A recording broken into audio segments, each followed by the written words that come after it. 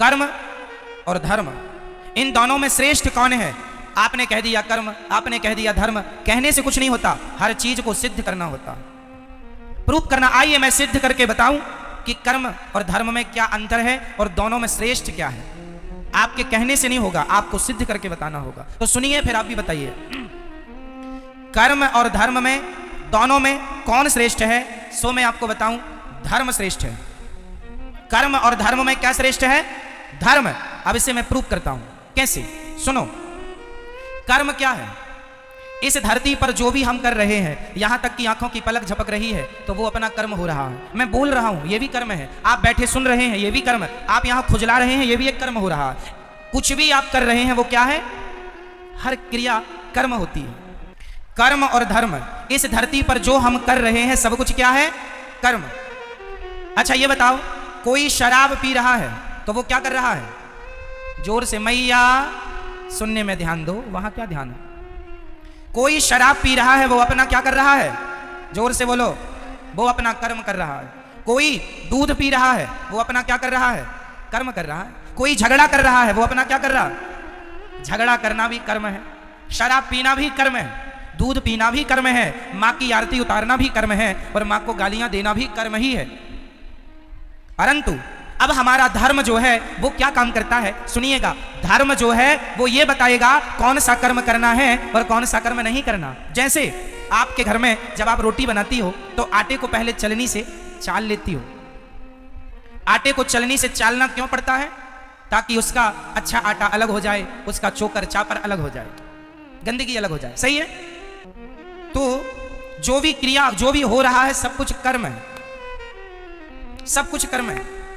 चलनी जो है वो अच्छे आटे को अलग, बुरे आटे को अलग करती है। उसी प्रकार धर्म एक चलनी है। धर्म ही बताता है कि कौन सा कर्म करना है और कौन सा कर्म।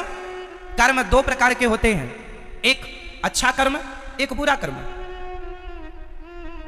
कौन सा कर्म करना है? माँ की आरती उतारो, ये कर्म तो करना है, पर माँ को गाली देने का कर्म नहीं करना। दूध पीने का कर्म तो करना है, पर शराब पीने का कर्म। कौन सा कर्म करने योग्य है? भाई आज कोई मुर्गी को मार रहा है और मुर्गी को पका के खा रहा है तो वो भी तो अपना कर्म कर रहा है, परंतु उसे धर्म का ज्ञान ना होने से वो मुर्गी मार रहा है, कर्म तो कर रहा है पर वह कर्म उसे पाप देने वाला है।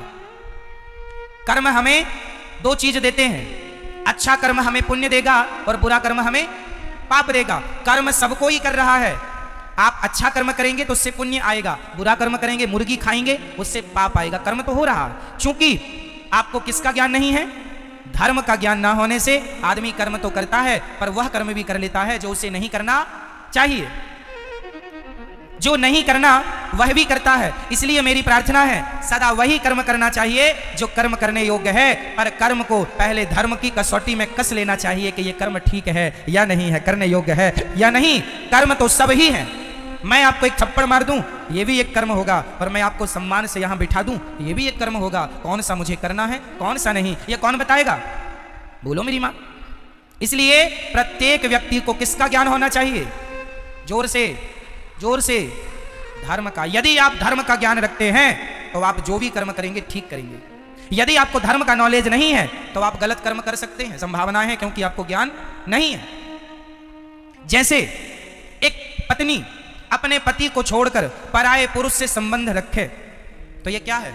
वो अपना कर्म कर रही है। परंतु यदि उसे धर्म का ज्ञान होता तो यह हरकत वो कदापि ना करती। धर्म बताता है कि पति परमेश्वर है, इसलिए अपने पति को छोड़कर पराये पुरुष से संबंध रखना पाप है। यदि धर्म का ज्ञान होता तो अपने आप वो पाप से बच जाती। पाप से नहीं बची, क्यों? क्योंकि धर्म का ज्ञान नहीं था। और आज हमारे देश को धर्म निरपेक्ष कहा जाता है। गलत कहते हैं लोग, धर्म निरपेक्ष। हमारे सनातन धर्म में, भारत में, छोटी सी बच्ची से लेकर बूढ़े तक प्रत्येक व्यक्ति के अंदर धर्म होता था, होता है और होना चाहिए। हमारे देश में पहले कोई पुलिस नहीं थी, हमारे देश में कोई पुलिस की जरूरत नहीं थी। क्यों? क्योंकि आज जो काम पुलिस करती है वही काम पहले का प्रत्येक व्यक्ति जानता था कि ये पहले तो यहाँ 1 लाख रुपए पड़ा हो तो कोई छूता नहीं था, क्योंकि उसे ज्ञान था, उसे धर्म का ज्ञान था। ना जी, ये मेरा नहीं है, उठा लूंगा तो चोरी का पाप लग जाएगा। पहले लोग 1,00,000 रुपए क्या 10 करोड़ रुपए भी देखते नहीं थे। पराई स्त्री को कभी स्वप्न में भी सोचते नहीं थे उसके बारे में कोई गलत बात। पराये पुरुष के लिए कभी देश की, मेरी भारत की महिला कभी गलत ख्याल नहीं रखती थी, क्योंकि प्रत्येक व्यक्ति को ज्ञान किसका था? बोलो जोर से, किसका? मेरी माँ। और जोर से, पीछे वाले बोलो, किसका ज्ञान? पहले धर्म का ज्ञान था। और आज ये हालत है कि लोगों की जूते चप्पल तक नहीं बच रहे, जूते चप्पल तक चुरा लेते हैं लोग। इसका मतलब है कि आज का इंसान धर्महीन हो चुका है, धर्म से खाली है, उसे ज्ञान नहीं है। वो तो केवल पेट भरने में लगा है, जैसे मिल जाए महाराज मर्डर कर लो, मर्डर करवा लो, मरवा दो, जो होए बस वैसा वो अपना पेट भरने में लगा। मार डाल करके, लूट करके, चोरी करके, वो डाका डाल के, कैसे भी वो अपना पेट भरने में लगा है। तो तुम इंसान हो कि क्या हो? इसलिए आप अपने बच्चों को धर्म का ज्ञान देना मेरी माँ। धर्म के बिना इंसान पशु के समान है। धर्महीन व्यक्ति किसकी तरह है? जोर से, किसके? आप लोगों को धर्म का नॉलेज है, ज्ञान है या नहीं? बोलो हाँ या ना, बोलो हाँ या ना। मैया, आपको धर्म का ज्ञान है? कैसा बताओ, क्या है धर्म? चलो बताओ, नारी का धर्म क्या है? सबके भारत में धर्म है। पुत्र का धर्म है अपने माँ बाप को भगवान मानकर सेवा करना। पत्नी का धर्म है कि अपने पति को भगवान मानकर सेवा करना। दुकानदार का धर्म है ग्राहक को भगवान मानकर उसकी सेवा पूर्ति करना। हम सभी एक धर्म की बेड़ियों में बंधे हुए हैं। आप स्वतंत्र हैं या परतंत्र हैं? जोर से, जोर से। आप स्वतंत्र हैं या परतंत्र हैं? जोर से बोलो, बोलो और जोर से, हमें आवाज नहीं आ रही है। आप स्वतंत्र रहना चाहते हैं कि परतंत्र रहना चाहते हैं? आप स्वतंत्र रहना चाहते हैं या किसी के अधीन रहना चाहते हैं? बोलो। आप यदि अधीन रहना चाहते हैं तो किसके? बोलो। अब मैं बोल रहा हूं, ध्यान से, दास अनिरुद्ध समझाएगा। मैया कहां जा रही हो? अच्छा, तो हम चलते हैं। अच्छा, ध्यान से सुनो। आप कह रहे हैं हम स्वतंत्र हैं, गलत कह रहे हैं आप। ना तो स्त्री कभी स्वतंत्र हुई, ना तो पुरुष कभी स्वतंत्र हुआ। और यदि आपने स्वतंत्र होना चाहा तो आपका सर्वनाश हो जाएगा, पतन हो जाएगा। हम कभी स्वतंत्र नहीं हो सकते और हम होना भी नहीं चाहते। हम सदा धर्म के अधीन रहना चाहते हैं। हम किसके अधीन? बोलो। धर्म के अधीन। किसके अधीन? तो क्या आप स्वतंत्र हैं? नहीं। यदि स्वतंत्र होते और यदि आप मनमाना काम करोगे, आज एक स्त्री अपने पति को छोड़कर दूसरे पुरुष को रखती है, वो स्त्री अपने आप को स्वतंत्र मान रही है, उसकी स्वतंत्रता उससे पाप करा रही है कि नहीं? क्या समाज ऐसी नारी का सम्मान करेगा जो अपने पति को छोड़कर पर पुरुष से संबंध रखे? बताइए। उसने स्वतंत्र रास्ता चुन लिया, जो मन में आए। इसलिए हम स्वतंत्र नहीं हैं, हम वही करते हैं जो हमारा धर्म कहता है। क्या कहेगा धर्म, वो करेंगे हम। धर्म कहता है दूध पीना है बेटा, दूध पिएंगे। धर्म कहता है शराब नहीं पीना। आप मुझे 10 करोड़ रुपए देंगे और कहेंगे कि एक गिलास शराब पी लीजिए, तो मैं 10 करोड़ क्या पूरी सृष्टि की दौलत लाकर कदमों में रख देंगे, तो भी मैं अपने धर्म का परित्याग नहीं करूंगा। मैं स्वतंत्र नहीं हूं, मैं धर्म के अधीन हूं, मैं गुलाम हूं धर्म का। मैं किसका गुलाम हूं? मैं किसका गुलाम हूं? 2 नारियां हैं समाज में। एक स्त्री का नाम है सीता, बहुत ध्यान से सुनिएगा। एक स्त्री का नाम है मेरी मां सीता, और दूसरी स्त्री का नाम है सूपनखा। सूपनखा रावण के बहिनी। अब बताइए, सीता माता स्वतंत्र है या सूपनखा स्वतंत्र है? कौन स्वतंत्र है? बोलो मेरी मां, कौन? सूपनखा स्वतंत्र है। इसलिए वो किसी पुरुष से कहती है कि हमसे विवाह कर लो, तो सम पुरुष नमो सम नारी। राम जी कहते हैं हमारा भाई वहां बैठा है, एक बार बात कर लो, बात बने तो। चली गई। इतनी निर्लज्ज है, देखो खुद अपनी शादी की चर्चा कर रही है, खुद अपना विवाह तय कर रही है। लक्ष्मण जी से कहती है हमसे विवाह कर लो, तुम बड़े सुंदर हो। वैसे तो तुम्हारे भैया बड़े सुंदर हैं, पर वो नहीं मिल रहे हैं, तुम ही मिल जाओ। वो कहती है कि हम भी कम सुंदर हैं क्या? राम जी ने पूछा तुम्हारी शादी हो गई? कहती नहीं हुई, जबकि सूपनखा की शादी हो चुकी थी। सूपनखा के पति का नाम है विद्युत जिह्वा। सूर्पनखा के पति का नाम क्या है? विद्युत जिह्वा। इसे रावण ने मार डाला है, रावण ने मार दिया अपने जीजा को। और सूर्पनखा कहती है मैं कुंवारी हूं। तो लक्ष्मण जी ने नाक कान काट दिया। किसी ने लक्ष्मण जी से कहा क्यों जी आपने नाक ही क्यों काटी? लक्ष्मण जी बोले हाथ काटते तो इसे जाकर बताना पड़ता कि फलानी जगह गए थे तो हाथ कट गया। नाक इसलिए काटी है, इसे बताना नहीं पड़ेगा कि कहां गए थे, लोग देखते ही समझ लेंगे कि नाक कटाने ही गई थी, इसलिए नाक ही काटी। कहती है तो सम पुरुष न मोह सम नारी। क्यों? क्योंकि सूर्पनखा का संकल्प वही है जो राम का, निश्चरहीन करऊं मही। राम जी कहते हैं मैं निशाचरों से हीन पृथ्वी कर दूंगा, मैं रावण को मारूंगा, राम जी कहते हैं।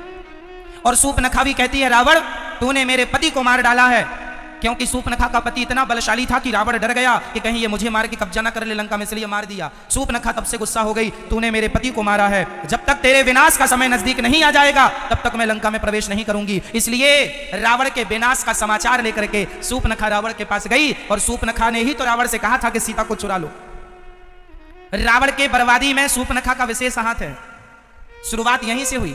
तो इसलिए कहती है तो सम पुरुष न मोह सम नारी। तेरा भी विचार वही है राम, तेरा भी विचार वही है कि रावण को मारना, और मेरा विचार भी वही है रावण को मारना। तो सम पुरुष न मोह सम नारी, हम दोनों के विचार एक से मिल गए, इसलिए यह संयोग विधि रचा विचार। यह संयोग है, ये तुम्हारे और हमारे विचार मैच कर गए। तो सीता माता धर्म के अधीन चलती हैं और सूर्पनखा स्वतंत्र है। तो आप स्वतंत्र रहना पसंद करोगी मेरी मां, या धर्म की अधीनता स्वीकार करोगी? बोलो धर्म। इसलिए मेरी मां धर्महीन चाहे स्त्री हो, धर्महीन चाहे पुरुष हो, दोनों पशु के तुल्य हैं। हमारे भारत में एक पत्नी का पति मर जाए तो वो उसकी विधवा रह के सारी जिंदगी गुजार देती है। क्या है ये? जोर से बोलो, क्या है ये? क्या है ये? धर्म है। और ऐसी क्वालिटी की स्त्रियां सिर्फ हमारे भारत में हैं। आज दुनिया में 200 देश हैं लगभग। पूरी दुनिया में कितने देश हैं?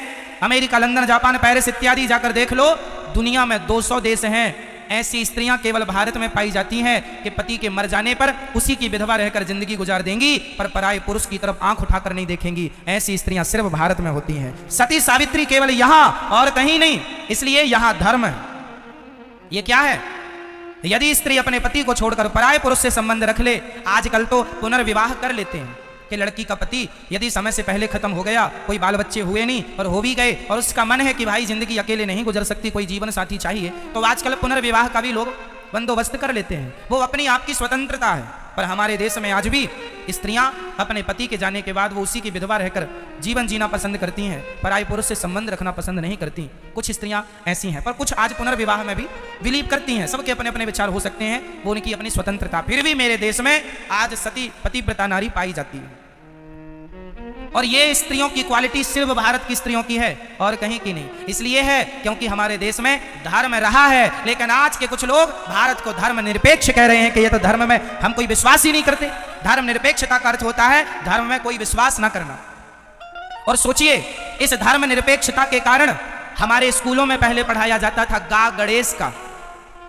सुनो जरा, पहले हम लोगों को क्या पढ़ाया गया? गा गणेश का। आज पढ़ाया जाता है गा गधे का।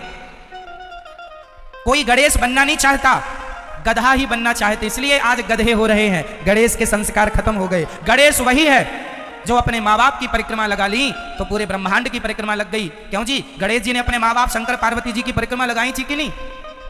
आज हम हिंदू लोग गणेश चतुर्थी को गली मोहल्ले में गणेश जी रख के उनसे यही तो सीखते हैं कि गणेश जी जैसे मातृभक्त थे, जैसे गणेश जी पितृभक्त थे, उसी प्रकार हमारा और आपका बेटा भी मातृ पितृभक्त बने। ये शिक्षा गणेश जी से मिलती थी। लेकिन आजकल स्कूलों से संस्कार, बच्चे संस्कारहीन होते चले गए। हमारे समय पर जब मैं हिंदी पढ़ता था यहीं पर, तो हमारे यहाँ कुछ मीराबाई के पद हुआ करते थे हिंदी में, कुछ सूरदास के पद हुआ करते थे।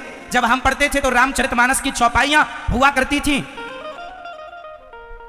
लेकिन आज नहीं है, गायब कर दिया धर्म निरपेक्षता के कारण में कि भाई हर मजहब के, हर धर्म के लोग पढ़ते हैं। अरे तो भारत है, ये हिंदू राष्ट्र होना चाहिए, यहां तो सनातन धर्म के हिसाब से ही सब चलना चाहिए। क्या कुछ लोगों के कारण हम अपना धर्म छोड़ दें? लेकिन आज लोग छोड़ रहे हैं। हम लोग पढ़ते थे तो ये चौपाइयां हुआ करती थी, सुखी मीन जय नीर अगाधा जिमी हरि शरण न एकं बाधा। ये हम लोगों ने रामचरितमानस की चौपाई हमने कुछ तो यहीं पढ़ी है हिंदी में। आज की बुक में राम जाने क्या है, गा गणेश का हटा दिया, गा गधे का। पहले था मां मंदिर का, आज है मां मछली का। तो अब बताइए गा गधे का अच्छा है कि गा गणेश का अच्छा है? तो गा गणेश का हटा दिया क्योंकि गणेश जैसों बच्चों की जरूरत नहीं, अब तो गधों की जरूरत है। तो गधे ही गधे हो रहे हैं सब जगह। ऐसे गधे हैं कि अपने माँ बाप की सेवा तक नहीं करते, ऐसे गधे हैं कि अपने माँ बाप का अपमान करते हैं। अब क्या करो, ये पढ़ाई गधा है। इसलिए मेरी मां स्कूलों के भरोसे ना बैठो, अपने बच्चों को आधा घंटा 20 मिनट कथा सुनवाया करो और संस्कार आप अपने घर पे दीजिए बच्चों को, स्कूल के भरोसे ना बैठिए। स्कूलों में केवल शिक्षा है, संस्कार नहीं। स्कूलों में क्या है? क्या है? शिक्षा, संस्कार नहीं।